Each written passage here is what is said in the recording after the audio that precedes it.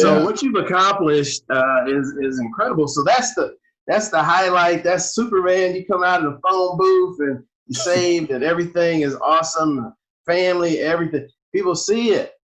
And I remember you saying, man, people say, oh, Sanford, you've got this career and you have a nice home, a beautiful family. You're so lucky.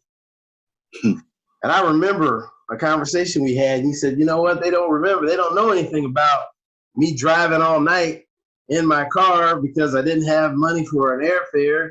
And then when I got to the location, I slept in my car because I didn't have money for the hotel. And oh, by the way, it was raining and the floorboard was rusting out in the car and water splashing up on my feet. Says no one knows about that.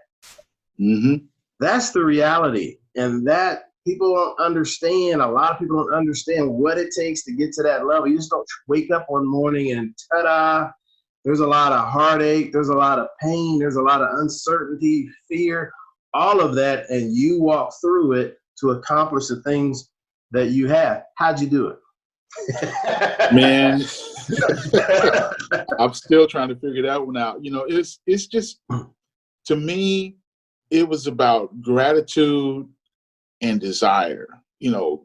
Being grateful to God to even be able to have the privilege to be in that atmosphere and to be in that arena.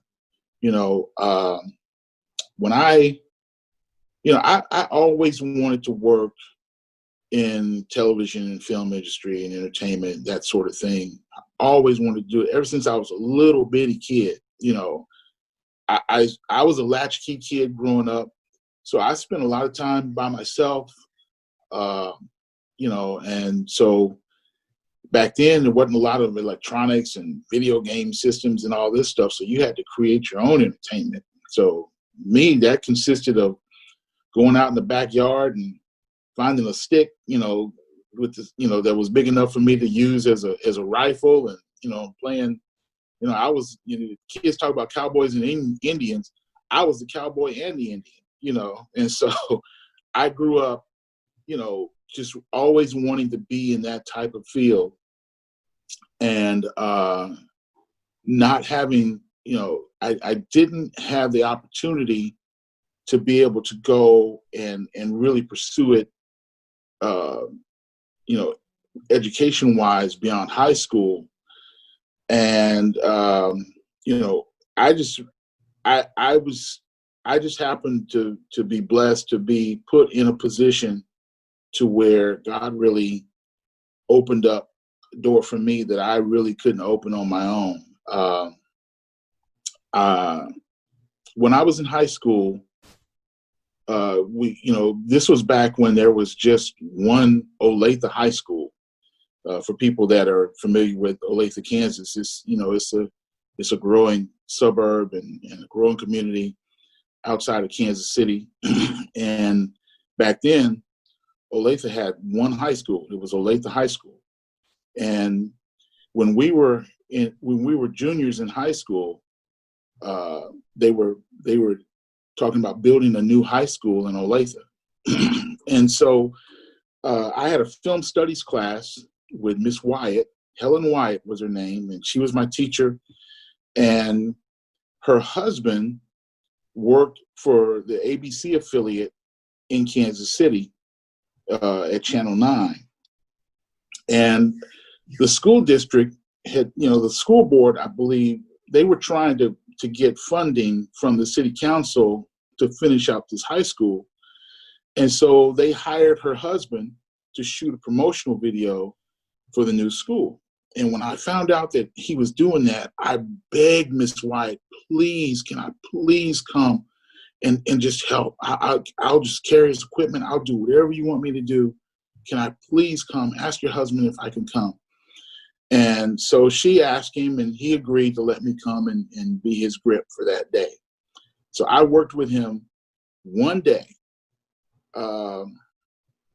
And we went around, and I carried all of his equipment and stuff, and he went and got different shots and B-roll and stuff, and he edited something together and presented it to the school board.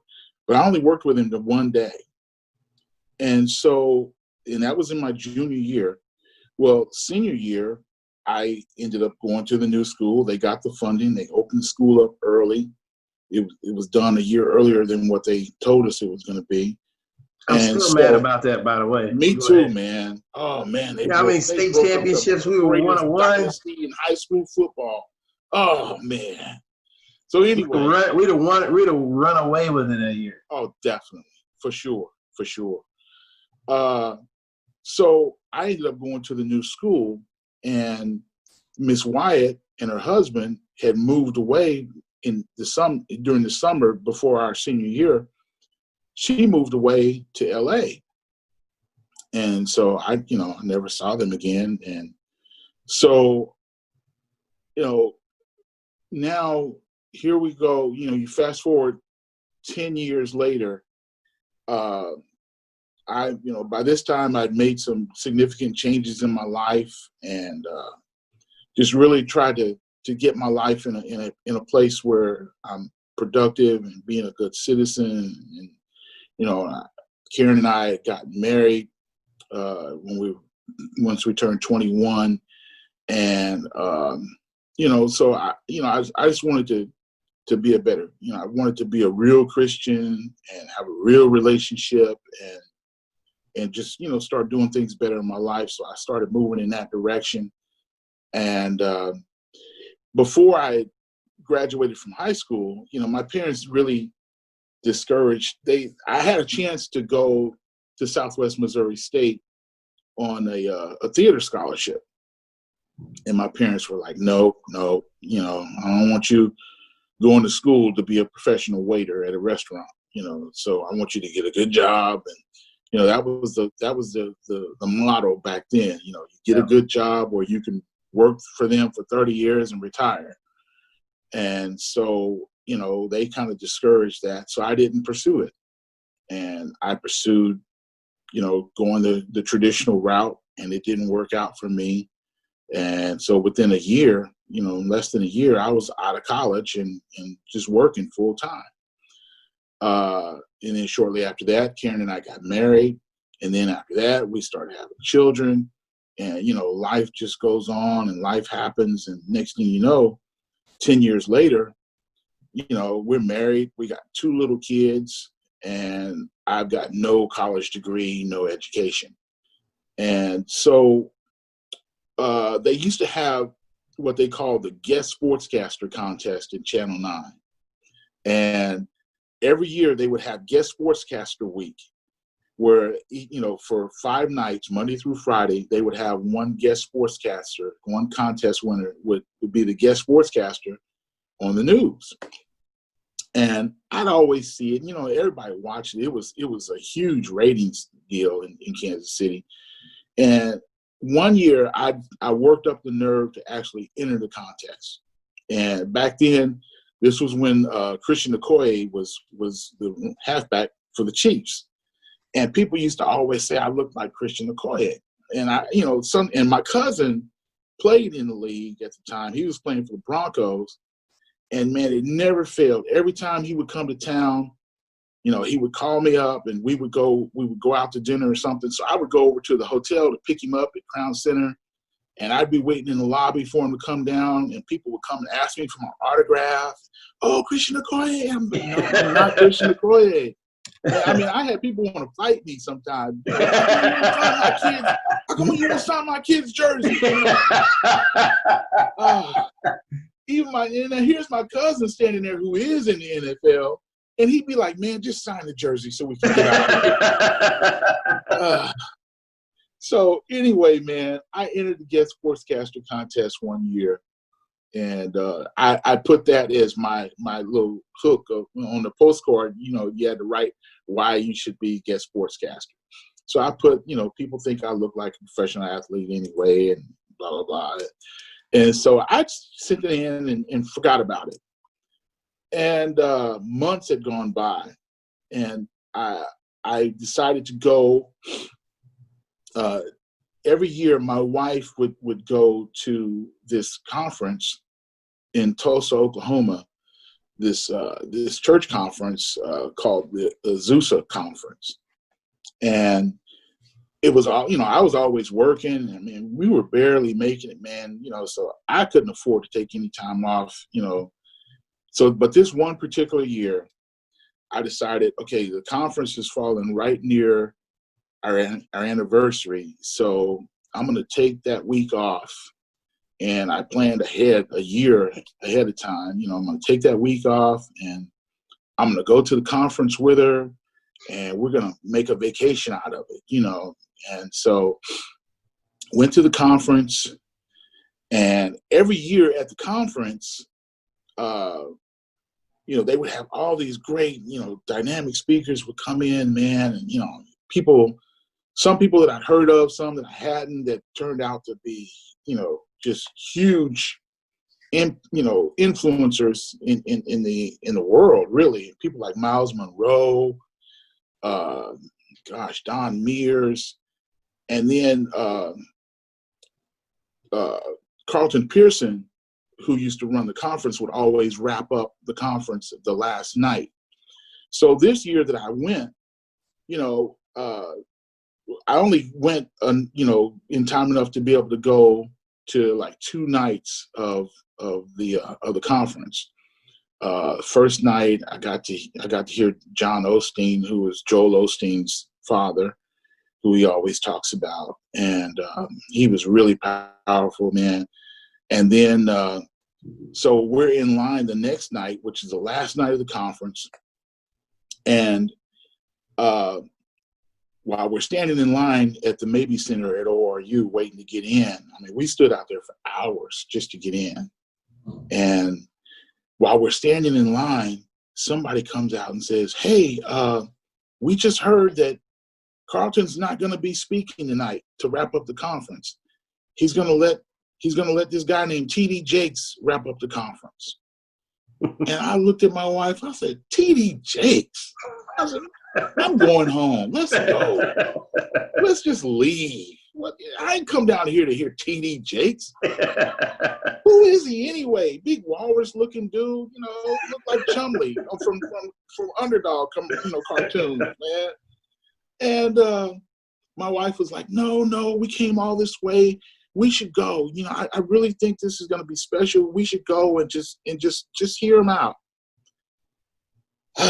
So this was the first time that he was going to be speaking to a national audience on this scale. Carlton had heard him at some conference somewhere, some little small church thing, and thought, you know what? I want that guy to come to the Azusa conference and speak. Everybody thought Carlton was crazy for inviting him, because nobody had ever heard of him. He was from West Virginia. I didn't even know they had Black people in West Virginia, And so he invited him to come, and man, we get into the Mabee Center, and the place was jam packed. There was 10,000 people in there. They had to turn like 2,000-3,000 people away at the door. Fire marshals came, said, "We can't have anybody else come in here." This place was packed, and this T.D. Jakes dude gets up to speak, man. He is just wrecking the place. I mean, it is just on fire. I was like, wow, this guy is amazing. This is incredible. I've never heard a speaker like that before, and the crowd is just going crazy, just going berserk. Man, I'm sitting, and I was a big music fan, I'm sitting like 2 rows. I'm way up in the nosebleed seats. And people were showing up that, like celebrities were showing up because they had heard about this conference that, they weren't even on the program. I was sitting 2 rows behind John P. Key and his choir. And he wasn't even on the program. He just heard about it and wanted to come and hear. Right down the row was Fred Hammond and his choir. And he wasn't on the program, and B.B. Winans, he wasn't on the program. All these people were sitting there, and the place is just going nuts. Jakes is up speaking, and he's preaching this message called "Get Ready, Get Ready, Get Ready." And in the middle of him preaching, everybody's on their feet, and all of a sudden, it was as though God had just taken the volume knob of the stereo in that place and just turned it all the way down to a low roar. All the noise in there just went down. And I'm having this like surreal moment. I've never experienced anything like this before. And I'm not one of these kooky Christian, people, none of these weirdos. I had never experienced anything like this. And all of a sudden, I'm looking at people and they're moving. They're yelling. I see them yelling, but the volume is just down. And then all of a sudden, this voice says, "Okay, now are you ready to do what God called you to do?" And I was like, "Well, I guess I don't know. I mean, I didn't finish college. I mean, I started coming up listing all these excuses of why I can't do what I've always wanted to do all my life and didn't pursue it when it was time to go to college. So I just felt like I had just that ship had sailed and I had missed out on that, And so when I would think about what I missed out on, it used to make me angry. Every time I would react in anger, anytime I thought about that. And so now here's what I guess, later was the voice of the Holy Spirit asking me, "Okay, are you ready to do what God called you to do?" And finally I'm like, "Okay, fine. Yes, I'll do it. I'm ready to do it." And volume went back up. Everything went back to normal. And I'm standing there and my wife looked at me and she was like, "What's the matter with you?" I said, "I don't know what just happened. That was so strange." And so then after the service, we went back to, we were staying with some friends at their apartment. And, we went back to their apartment. And that night, man, I was up the whole night after everybody went to sleep. I was up, I was praying, just trying to figure out, God, what was going on? What was that all about? What happened? And then all of a sudden, that same, the same type of conversational voice was like, "Okay, here's what you're going to do. Here's how you're going to do it." And just laid out everything in detail, man. And I'm literally taking notes. I find a pen and a piece of paper and I'm taking notes. And I'm asking questions. So, I'm like, well, he says, "Okay, you're going to start a production company. It's going to be called Warrior Productions. But before that, you're going to work at a television station and you're going to learn the ins and outs of the television industry." And I'm like, well, I didn't go to college. I don't have a degree in broadcast journalism. How can I ever get through the door to be able to learn about television? How's that going to happen? He said, "All right, you entered the guest sportscaster contest at Channel 9, right?" And I'm like, "Yeah." He said, "Okay, you're going to be chosen to be a guest sportscaster. And when you go, get to know the technical people, and that's how I'm going to open a door for you." And I'm like, wow, okay. And this was on a Friday night going into Saturday morning. The following, I went home the next day on Sunday. We went back home from Tulsa, back to Kansas City. On Monday, Channel 9 calls me and says, "You've been chosen to be one of the 25 finalists for the guest sportscaster contest. And out of those 25 finalists, we're going to choose 5 people, one for each night of guest sportscaster week. Can you come in on Thursday and do an on-camera audition?" "Yeah, all right."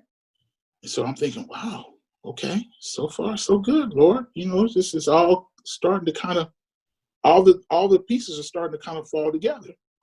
So I go on Thursday morning and I did the on-camera audition. And Thursday afternoon, they called me back and said, "You've been chosen to be a guest sportscaster for guest sportscaster week." I'm like, wow, cool. you know.